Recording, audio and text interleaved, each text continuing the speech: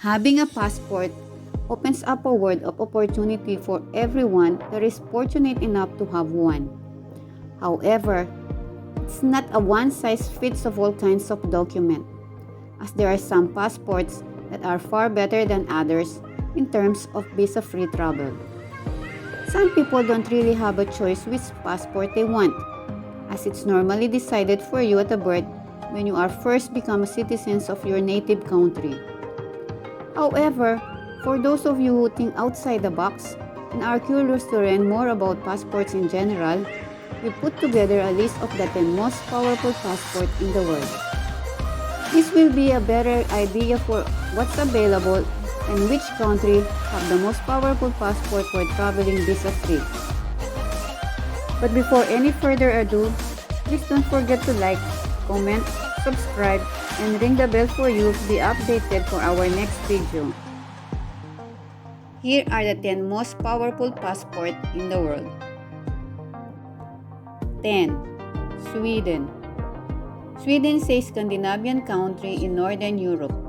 It borders Norway to the west and Finland to the east. If you hold a Swedish passport, then you are entitled to visit 186 countries visa-free. 9. France. Next up, we have another passport that allows you to travel internationally to 186 nations visa-free. Holding a French passport will get you access to 186 countries without having to obtain a visa.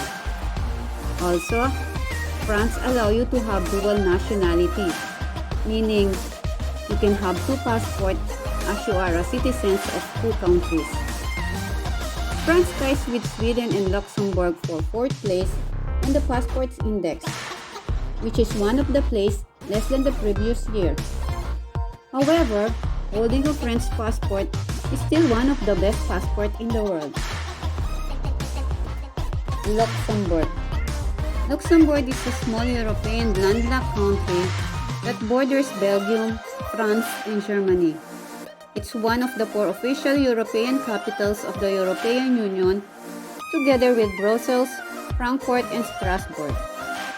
Having this passport means you have to travel to 187 countries without a visa, as well as being open to more interesting options to increase your freedom if you wish.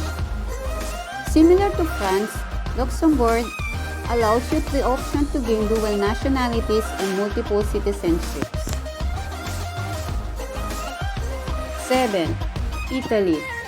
Issued an Italian citizens for the purpose of international travel, the Italian passport is the 7th most powerful passport in the world. Italian citizens can apply for either 10, 5, or 3-year passport, depending on the age of the applicant. Each Italian citizen is also citizens of the European Union, and with an Italian passport, you have the right to live in any European Economic, or Swiss state due to the freedom of movement. Holding an Italian passport also gives you the option to have a dual nationality. 6. Denmark. The last country to allow visa-free travel to 187 countries is Denmark. Danish passports are issued to citizens of the Kingdom of Denmark. If you are citizens of Denmark, you are entitled to travel to 187 countries without a visa. The passport also entitles the bearer freedom of movement in Switzerland and in European Union. Different variations exist for nationals of Denmark, Greenland, and the Faroe Islands. Danish nationals that resides in Greenland or the Faroe Islands have the option to choose between the Danish EU passport or the local non-EU passport. 5. Finland. Finland is a Nordic country in Northern Europe. Being a citizen of Finland entitles you to a passport which will give you a visa-free travel to 188 countries around the world. Since the previous year, Finland has jumped from ranking 4th on the Passport Index to 2nd. As all with passports, The Finnish passport can be used as an identity document to prove that you are Finnish national when visiting other countries. 4. Germany. Germany is the fourth most powerful passports on our list, allowing German citizens access to 188 countries around the world.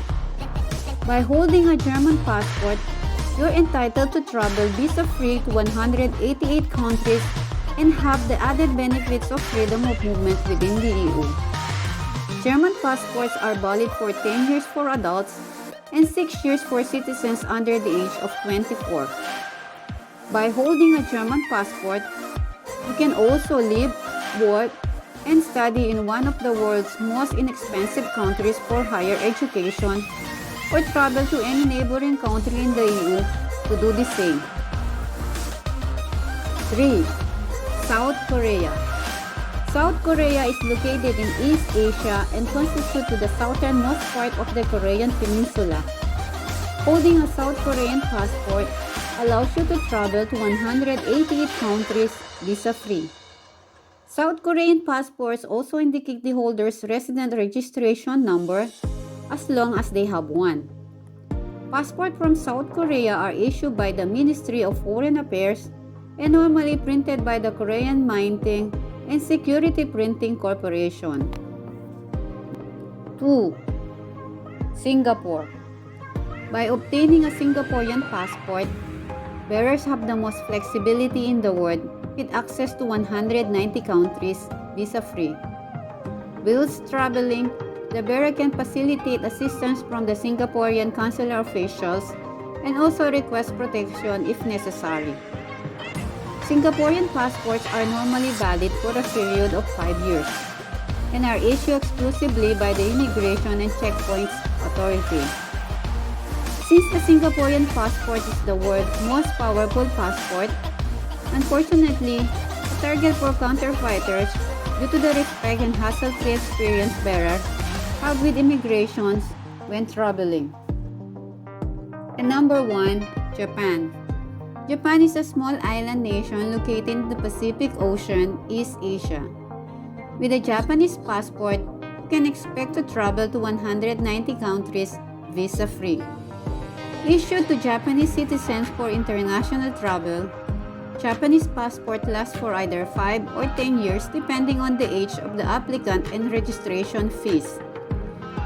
If the world's most powerful passports interest you and you would like to get one for yourself, then you need to get yourself residency in Japan for at least 5 years so you can start the formal application process.